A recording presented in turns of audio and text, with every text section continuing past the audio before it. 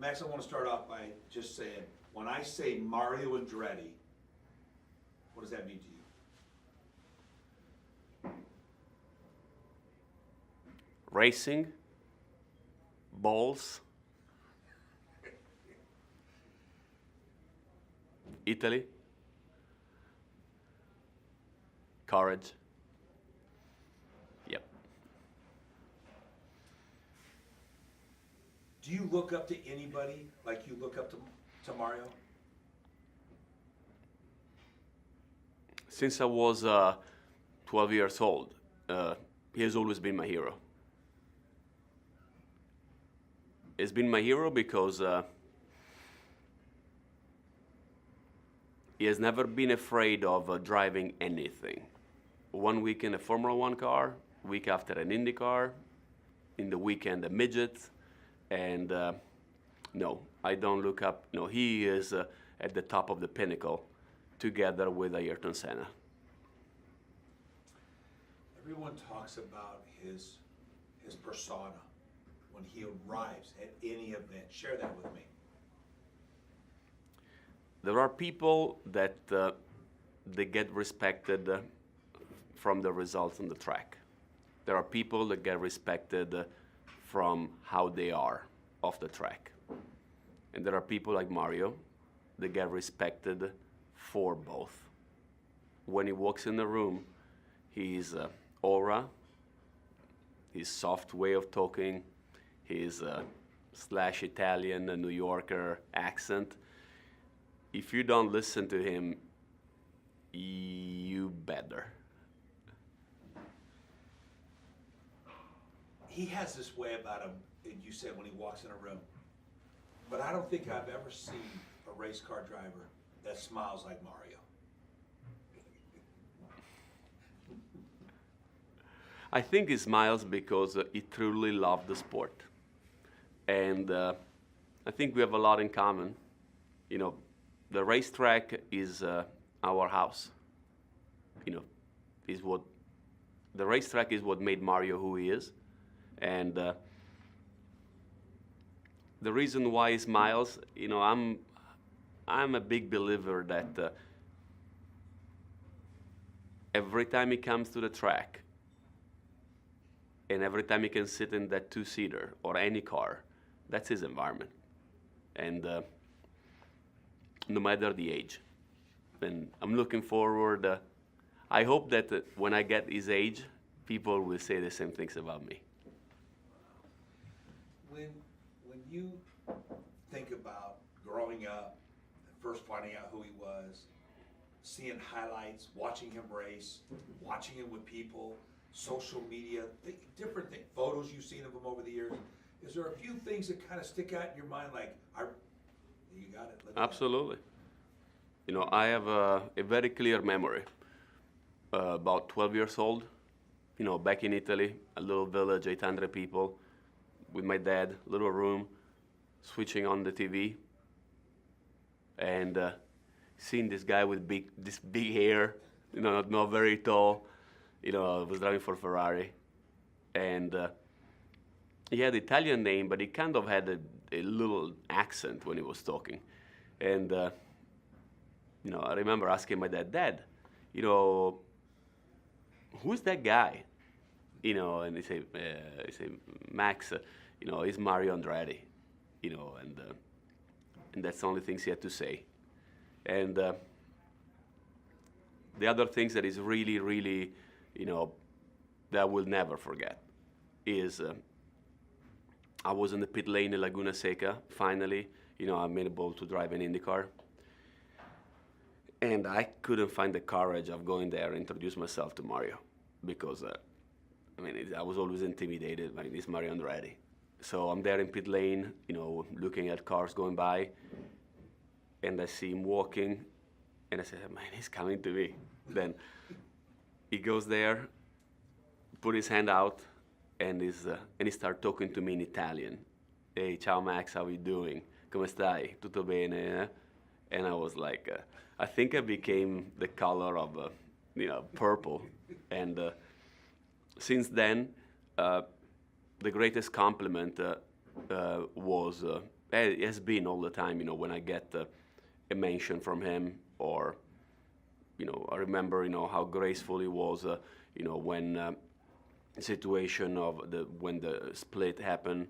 How much he wanted me part of the IndyCar again, and to me, when I see certain things like that, I felt accomplished. I felt that I've done something in my life that was worth it for a guy like Mario Andretti to even know my name. When you think about his personality, people sometimes say about people's personality, oh, he's smooth, oh, he's intense, oh man, he's grumpy. When people talk about different people, they classify people in a certain way of their personality. Where would you classify his personality?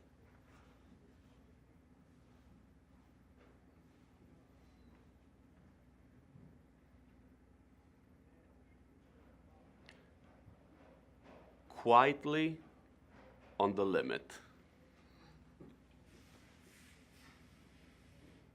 He doesn't like to talk too much, but when he talks always very direct.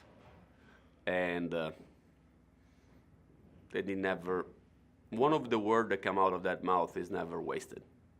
It's not, I like the fact that he just doesn't talk to talk. He talk, and his opinion usually are to the point. And the things I notice about great champions are people that can make complicated things sound simple. And that's what Mario does. He's able to break down complicated things into words that everyone can understand. And at the end, we as a race car driver, we're all pretty simple people. Like maybe, it's a way to relate it to the everyday guy, and he has that way. But at the same time, the things that always amaze me is that he can sit in a room with all the CEOs around the world and handle that communication. And I can tell you, I learned a lot from him. Especially, I took away one note after listening to him talking to the Firestone folks in few years around. Because I won the 100 race for Firestone, and Mario is a Firestone guy, so spend a lot of time together. And the first things that I remember and I used this line myself too. He stood up in front of the crowd and he went like, I'm actually really happy that today I didn't drive because I didn't have this list of excuses why I was not on pole. And so it's just an amazing person that a lot of young kids should look up on the track and off the track. He talked the talk, he walked the walk, and if I have to think about someone like Mario, I would call history of racing. Is just unique. Is Mario, and I love the fact that on this fire suit, it's not written Mario Andretti, Mario, because it's only one Mario, and that's it. The last question I went to ask, he answered. He went right into the whole thing about something you remember. It was like, what's great about this? I want to give you one more thing that I think is really, really big. Yes. That is an insight that I think is picturing who the person is. I live in the north side of Italy, very small village. There is this guy, his name is Luigi, who owns a gas station. Maybe around Mario's age, the guy same age of him.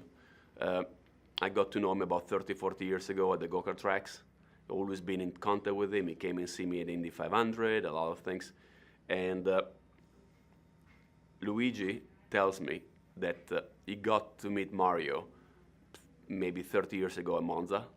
And then he got an invite from Firestone, I believe, to come to the Indy 500 many, many years ago. Since that day, Mario sent him a Christmas letter. You know, and even this year, when I went back home, I went and see Luigi, and we called Mario. And I told him, Mario, I'm here with Luigi. And he knew exactly who he was. He said, of course, Toniolo. That's his family name. And that tells you that no matter how big you are, you know, you never forget your origins. And you never forget about taking care of people. And to me, that's something that, you know, I really like to share with people, because it shows the level of the person he is. Because, you know, results at the end of the day don't make the persona that you are. And when you have results and a persona, then you become Mario.